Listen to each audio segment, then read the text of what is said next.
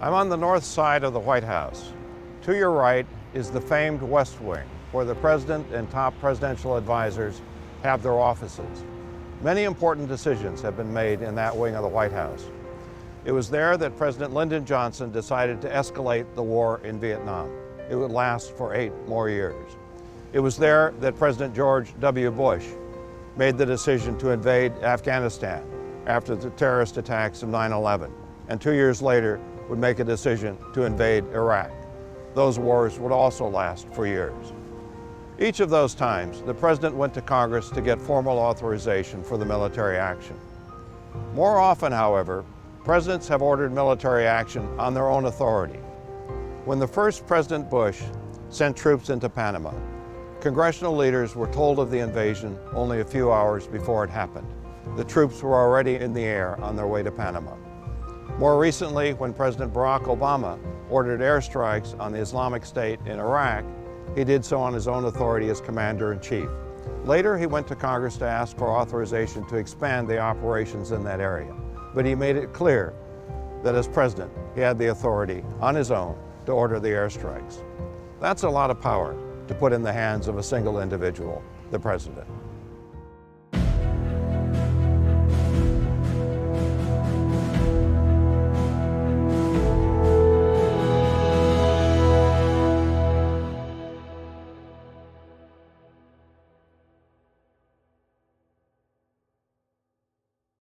In the previous session, we examined President's domestic policy role. Here we'll examine their role in foreign policy, which rests on 2 constitutionally assigned responsibilities. One is that of chief diplomat. This authority derives from 2 modest-sounding constitutional clauses, one that says the President shall have the power to receive ambassadors, and one that gives the President the power to make treaties, subject to approval by 2/3 of the Senate. The second responsibility is that of military chief. It's granted by a brief constitutional clause that says simply, the President shall be Commander-in-Chief. Now compare those 3 words with what the Constitution says about Congress's war-making authority.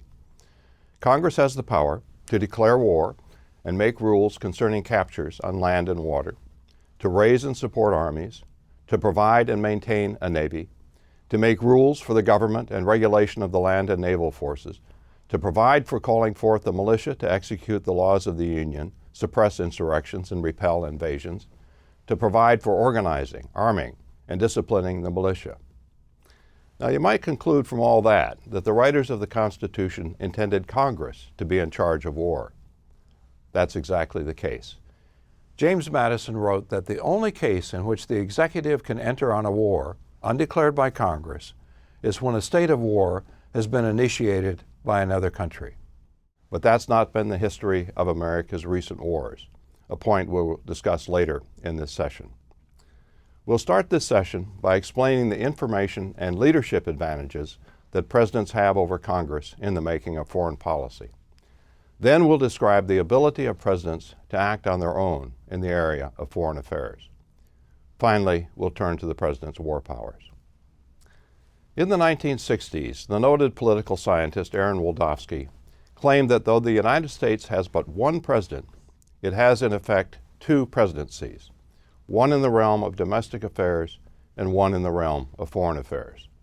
Wildavsky based his claim on the tendency of Congress to defer more often to the President's initiatives when they dealt with foreign policy. We now know that Congress's greater support for President's foreign policy initiatives was a product of the Cold War. The United States was facing the threat of Soviet communism, and Republican and Democratic lawmakers alike rallied behind the President on security issues. The Vietnam War shattered that consensus. Ever since Vietnam, presidents have had to struggle with pretty much the same problems: partisan opposition, strong lobbies, money limits, when proposing foreign policy to Congress as when proposing domestic policy. Nevertheless, presidents continue to have advantages over Congress when it comes to foreign affairs. One of these advantages is their greater control over information. As I've noted in previous sessions, information is a source of power. To decide complex issues of policy, you first have to know. You have to have access to relevant information, and to experts who can make sense of it. When it comes to foreign policy, much of the policy-related information is held by the State and Defense Departments, and they're tied closely to the President. White House officials are briefed daily by State and Defense. Members of Congress are not. The intelligence agencies, such as the CIA and NSA, are even more closely tied to the President, who receives a daily intelligence briefing and has access to the nation's most closely guarded secrets. Members of Congress do not. In fact, their access to intelligence reports is strictly limited. During the debate over the invasion of Iraq, West Virginia Senator Robert Byrd repeatedly asked the Bush administration to put forth the intelligence on which it based its claim that Iraq was a terrorist threat. Byrd's request was ignored, leading him to ask whether the administration's claims were a manufactured excuse by a president who was determined to take the nation to war. Secrecy, however, is less Congress's information problem than easy access to it in the formative stage of foreign policy. The presidency permits a level of policy planning that is beyond Congress's scope. Often, when Congress is brought into a foreign policy decision, the policy has already been shaped in large part by the executive branch. That doesn't stop Congress from having a role, but it can have the effect of limiting Congress's influence to adjustments in what the president has decided. Even in areas where Congress has relatively full access to foreign affairs information, presidents have the edge because they have a leadership advantage. This advantage rests on the fact that foreign relations are based on government-to-government contacts. Someone in each government must have the authority to act on its behalf. No member of Congress is positioned to do that. Congress is an institution where authority is divided among its members and between two chambers. Congress has no single leader that can act authoritatively on behalf of the legislative branch. In contrast, the executive branch is unified. Executive authority is not divided. The president alone has the final authority over executive decisions. As President George W. Bush put it, "I'm the decider." This feature of the presidency was a deliberate choice on the part of the writers of the Constitution, a choice they made with an eye toward foreign affairs. In Federalist No. 74, Alexander Hamilton wrote that the exercise of power by a single hand, that of the president, is essential to the conduct of foreign policy. Accordingly, the president has the unquestioned lead when the United States negotiates with other countries. Members of Congress can make their views known, but they do not have a seat at the bargaining table. Take, for example, the trade agreements that presidents have negotiated in recent decades, including the United States-Mexico-Canada trade agreement that was passed into law in 2020. Each pact was negotiated by the White House, and when it came up for a vote in the House and Senate, their members effectively had two choices: vote yes or vote no. Now, to be sure, in negotiating these pacts, presidents had to keep in mind what Congress would be willing to accept. Presidents risk defeat in Congress if they ignore its concerns. But each of these trade agreements reflected primarily the president's priorities. Now consider how different that type of situation is from what can happen when domestic policy is at issue. Take, for instance, the 2014 Farm Bill, which provides support to America's farmers. President Obama helped shape the bill, but the details were largely worked out by members of Congress, particularly those in the leadership and those on the House and Senate agricultural committees. When the 2014 Farm Bill finally emerged from Congress, it was President Obama who effectively had a yes or no decision to make. He could sign the bill or he could veto it. At one point, when the bill was working its way through Congress, Obama said he would veto it unless it contained more money for food stamps. The amount was increased. But even so, to Obama's displeasure, the final bill included $8 billion in cuts to the food stamp program. Nevertheless, he chose to sign the bill. Now, there's a second way in which the foreign policy presidency is more powerful than the domestic policy presidency. It lies in the fact that presidents have more opportunities to act on their own when it comes to foreign affairs.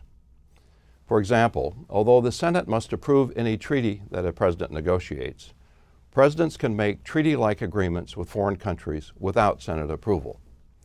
These arrangements are called executive agreements.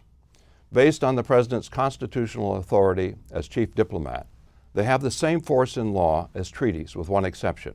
With the stroke of a pen, a subsequent president can amend an executive agreement. Treaties, in theory at least, are binding on future presidents unless the Senate agrees to the modification. Because executive agreements are more easily negotiated than treaties and do not risk defeat in the Senate, presidents have increasingly preferred that option. Since World War II, presidents have negotiated roughly 15,000 executive agreements with other nations, covering everything from trade arrangements to overseas military bases. That's more than 10 times the number of treaties to which the United States is a party. Many executive agreements are worked out in secret negotiations and then announced by the President, denying Congress even the chance to make its views known beforehand. Of course, executive agreements require that the other country accept what the President is seeking.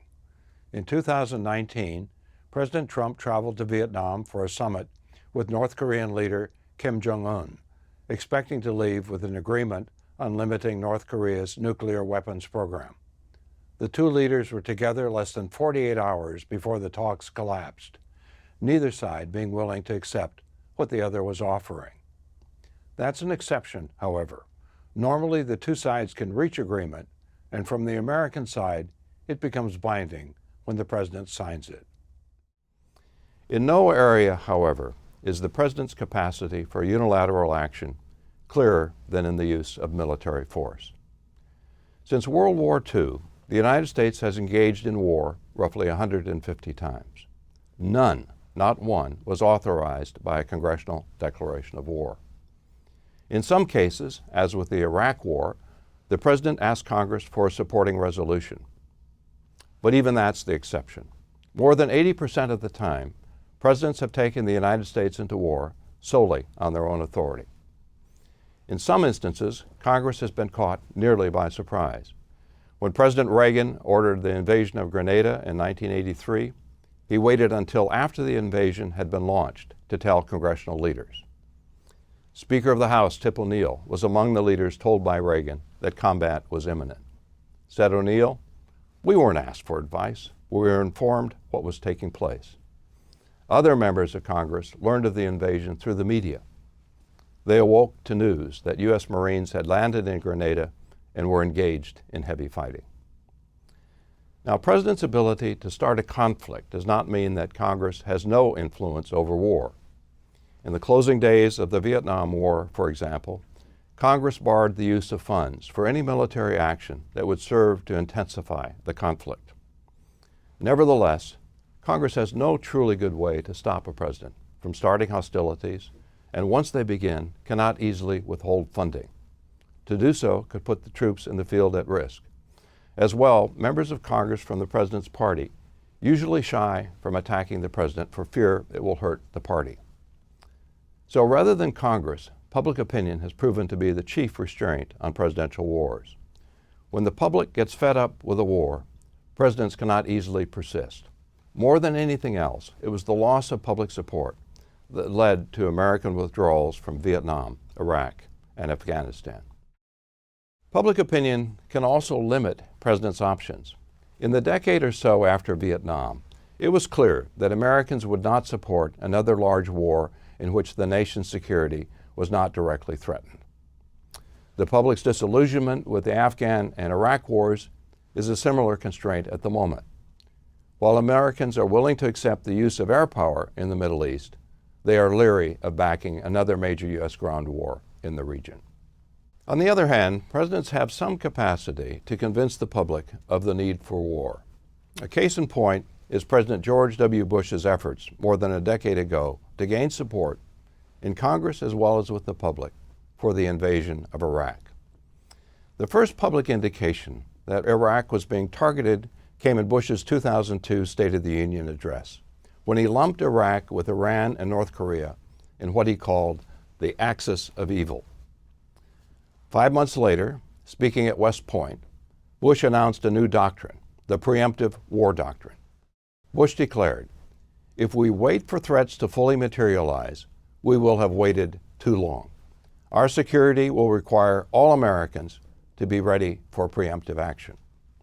Now, in that speech, Bush didn't identify Iraq as the target of a preemptive strike, but 2 months later, he did so. He asked Congress to authorize an attack on Iraq if it refused to turn over its weapons of mass destruction.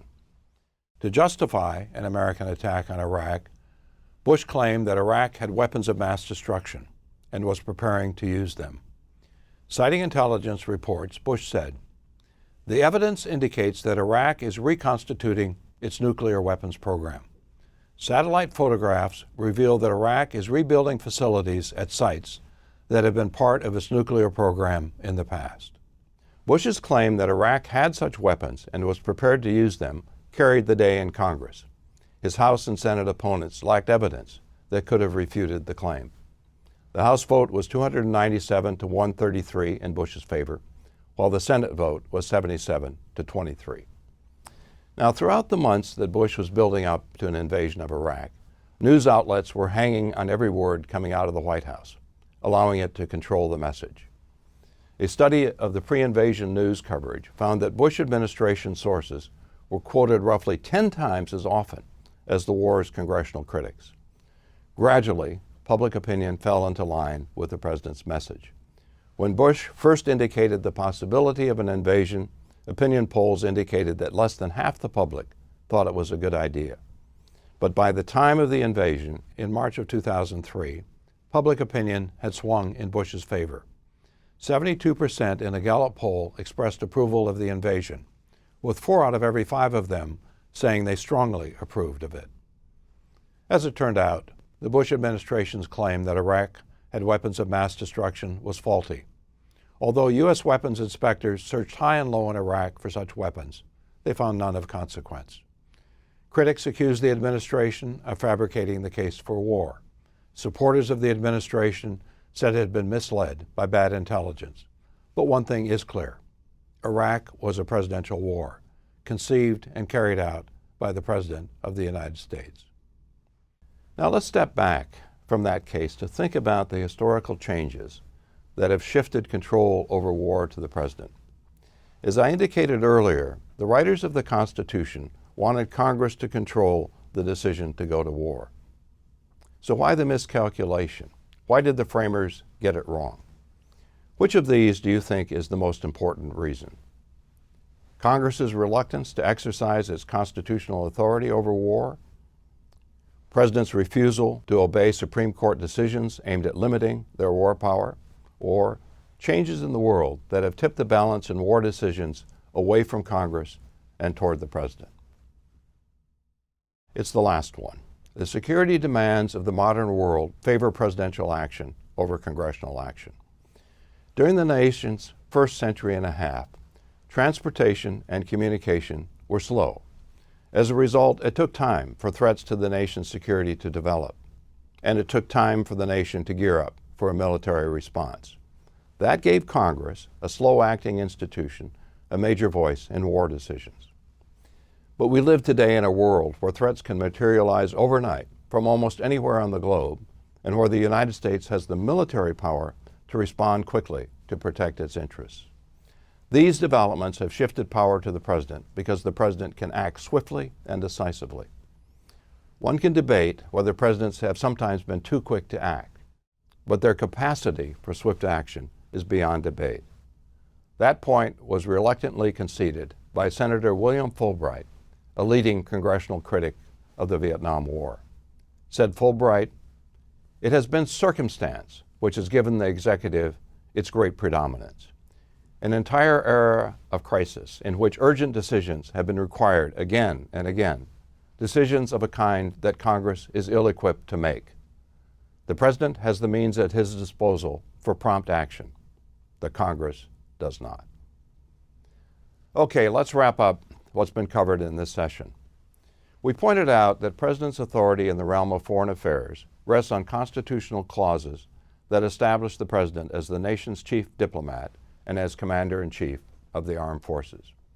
We then noted that though presidents can have difficulty getting foreign policy initiatives through Congress, they have substantial control over the content of such initiatives because of their greater access to the relevant policy information. We also noted presidents' leadership advantage in foreign affairs. The fact that presidents, because they have sole executive authority, are positioned to take the lead in dealings with foreign governments.